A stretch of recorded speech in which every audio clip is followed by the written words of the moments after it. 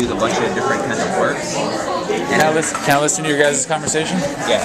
So also in the conclusion, I think maybe a little more development in it, like, you know, maybe her giving her personal idea about it, like her own personal opinion. That would probably work for some good ideas. What goes into a strong conclusion, Joel? I think maybe wrapping up what you were saying all together, and then what you think about it. And do you feel like this person did that? I feel like she wrapped it up well, but I think she could have, you know, added what she thought. Okay. So what would that look like? What kind of... Like how she says, review the evidence. So cinematic techniques mean much more than they look. He has done a miraculous work incorporating these techniques in each of the films. So she could say that, she could say like, I think that his work is really strong, and the cinematic techniques he uses really adds on to the recurring theme, and it makes it for a good film. Also, in her conclusion, like you missed, like she talks about how it creates a consistent theme, but she didn't go back to it. What do you mean by that? I mean, like, most of the time what we did, like what we wrote, it seemed like the essays we wrote when we were like mixed up with the different mixes, most of everyone that we read had like referred back to their theme and to their conclusion with their thesis, like they did all of that.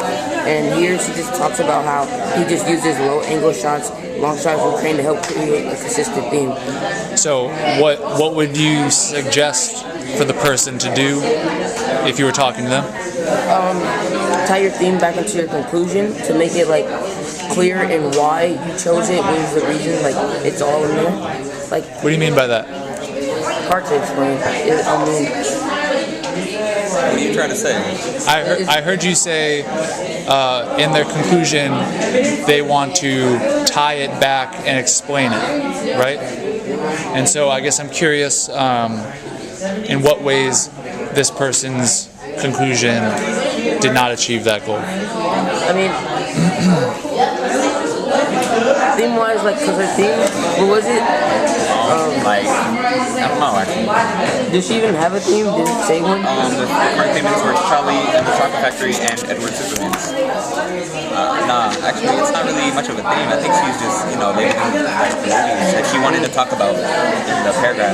So that could have been a theme. I mean, she talked about it. So if she doesn't have a theme, then I don't know why she wrote it. It can create a consistent theme if she didn't write it. So, what was there no theme?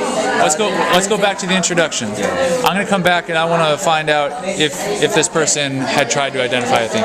Okay? Yeah. I'll be right back.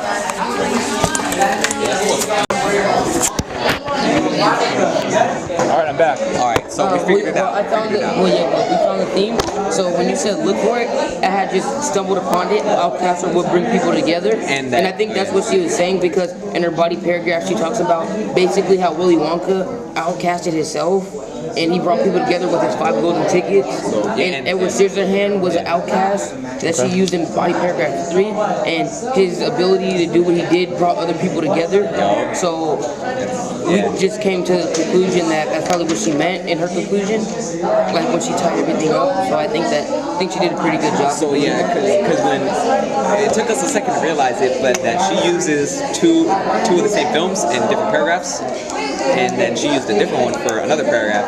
So we couldn't really find a connection in this one, but because we already found it in the first one. So why is having a connection important? Because I think it was a requirement in the rubric to connect your theme to the cinema. Could you show me that? Could you show me that? Let's go to the rubric. I think maybe in evidence. The writer imposed. Deshaun, if you find it, let us know. Maybe evidence is relevant, precise, and clearly built on the writer's claims in the topic sentence, like how she talks about the recurring theme and the cinematic techniques he uses in order to make that connection. So. Yeah. Maybe in the organization section, the essay includes an interesting introduction with an effective hook and clearly stated thesis. The essay ends with a thought-provoking conclusion. Body paragraphs are well developed and ordered in a way that intentionally builds the argument. Because we were talking about the intro and the thesis being connected to the conclusion. Right. So maybe that's where we'd have commentary. Okay. So have you been doing the Google form? Somebody? One of you two? All right. That quickly. Hey, can I listen to your conversation? You guess. So what are we talking about over here? Like how like the evidence that could be more developed and commentary. So what does developed evidence look like? Like more thoughtful that relates back to the theme. So did this person not do that? It did, but like it was more. It wasn't really connecting to the theme like right here. It just says commentary. So let's all turn to that example in the last body paragraph. Okay. Like right here where it says the commentary, it doesn't like relate how outcasts come together. Okay.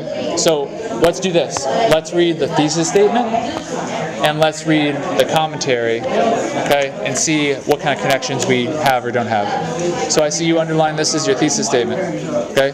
Can you read that for me? The persistent theme that Burton carries out in his films is that outcasts are what people bring together. Okay. So outcasts are what bring people together. So in the third body paragraph, it seems like we're talking about cross-cutting, right? So what would, before even looking at it, what would strong commentary do? It would tie cross-cutting to what? To bringing people together, right? Because that's from the thesis, right? Okay, so Fong, can you read that for me? Everyone else, let's read the commentary. Cross-cutting is mainly used to show that two things are happening Simultaneously. In this case, Peg's neighbors are talking in front of her house while both Peg and Edward are inside. Okay, so if you were someone giving feedback, what sticks out to you about this commentary here?